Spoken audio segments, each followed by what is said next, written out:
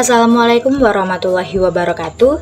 Perkenalkan, nama saya Ade Mayangsari dengan NIM 203210060 jurusan Manajemen Pendidikan Islam kelas 5B. Sebelumnya, video ini saya buat untuk memenuhi tugas ujian tengah semester mata kuliah Manajemen Perubahan yang diampu oleh Bapak Dosen Syamsul Huda Magister Pendidikan.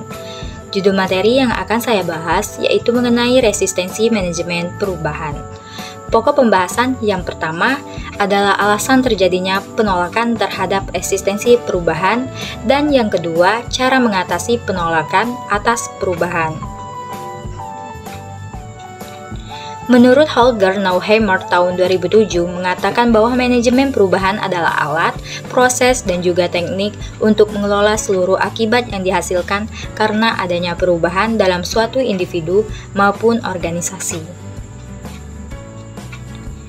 Yang pertama tadi, ada alasan terjadinya penolakan terhadap resistensi perubahan. Harus diakui bahwa setiap upaya perubahan, baik di lembaga pendidikan maupun di lembaga lain, selalu dihadapkan dengan adanya penolakan. Ada berbagai macam alasan mengapa para bawahan ataupun organisasi itu sendiri menolak perubahan. Menurut Wibowo, alasan-alasan tersebut berkisar pada beberapa hal, yaitu 1. Waktu dan sumber daya. Lembaga belum siap resistensi terhadap perubahan, baik secara kelembagaan maupun individual, bisa saja terjadi karena secara teknis mereka belum siap. Hal ini terutama berkaitan dengan sumber daya yang ada di dalam lembaga itu sendiri. Antara lain, sumber daya manusia belum siap atau tidak mampu, terutama berkaitan dengan skill untuk melakukan perubahan tersebut. Yang kedua, masalah mental atau takut gagal. Hambatan paling besar terhadap perubahan yang ada di lembaga pendidikan adalah hambatan mental dari orang-orang yang ada di dalamnya.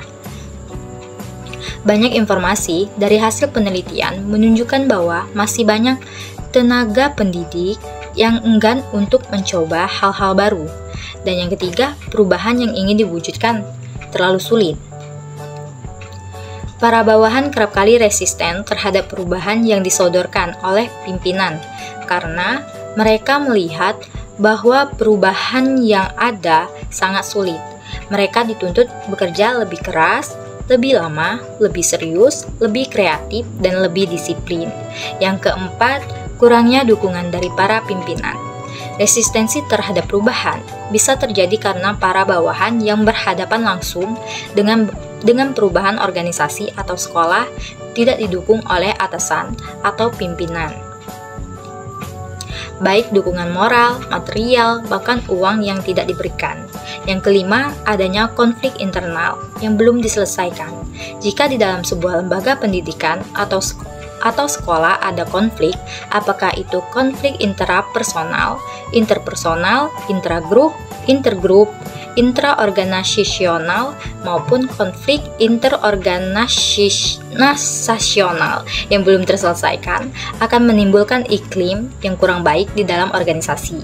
Konflik akan mengganggu bahkan menghalangi proses perubahan, terutama kalau konflik tersebut menimbulkan rasa dendam antar pemimpin dan bawahan. Yang keenam, tidak mendatangkan keuntungan.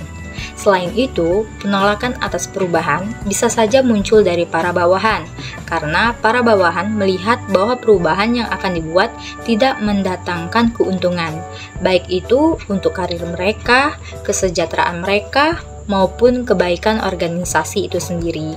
Maka untuk mendapatkan dukungan terhadap perubahan, perlu diciptakan sistem penghargaan yang memperkuat perubahan tersebut.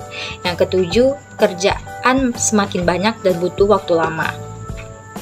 Para guru dan staf di sekolah kerap kali menolak perubahan karena perubahan selalu diidentikan dengan memperbanyak pekerjaan dan waktu untuk duduk di kantor ataupun melakukan pekerjaan tambahan di rumah yang semakin banyak. Dan yang kedelapan, perubahan tersebut tidak fokus. Perubahan selalu berdampak pada sistem kerja yang sudah lama ke sistem kerja yang baru, dari pola kerja yang sudah mapan ke pola kerja yang baru, sehingga memunculkan kekhawatiran apabila pemimpin tidak mampu memetakan pekerjaan secara jelas, tidak fokus, informasinya tidak jelas, tidak cerdas, dan profesional, maka akan memunculkan ketidakpastian. Hal ini akan memunculkan penolakan. Pembahasan yang kedua yaitu cara mengatasi resistensi perubahan. Dalam mengatasi resistensi perubahan, Coates dan Friends tahun 1948 mengusulkan ada 6 taktik yang bisa dipakai untuk mengatasi resistensi perubahan, yaitu sebagai berikut. 1. Pendidikan dan komunikasi. Berikan penjelasan secara tuntas tentang latar belakang, tujuan, akibat dari diadakannya perubahan kepada semua pihak. Komunikasikan dalam berbagai bentuk, misalnya ceramah, diskusi, laporan, presentasi, dan bentuk-bentuk lainnya. Yang kedua, partisipasi. Ajak serta semua pihak untuk mengambil keputusan. Pimpinan hanya bertindak sebagai fasilitator dan motivator. Berikan anggota organisasi yang mengambil keputusan tersebut. Yang ketiga, memberikan kemudahan dan dukungan. Jika pegawai takut atau cemas, lakukan konsultasi atau bahkan terapi. Beri pelatihan-pelatihan. Memang memakan waktu, namun akan mengurangi tingkat penolakan. Dan yang keempat, negosiasi. Cara lain yang juga bisa dilakukan adalah melakukan negosiasi dengan pihak-pihak yang menentang perubahan. Cara ini bisa dilakukan jika yang menentang mempunyai kekuatan yang tidak kecil.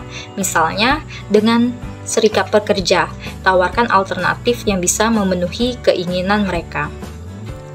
Yang kelima, manipulasi dan kooptasi.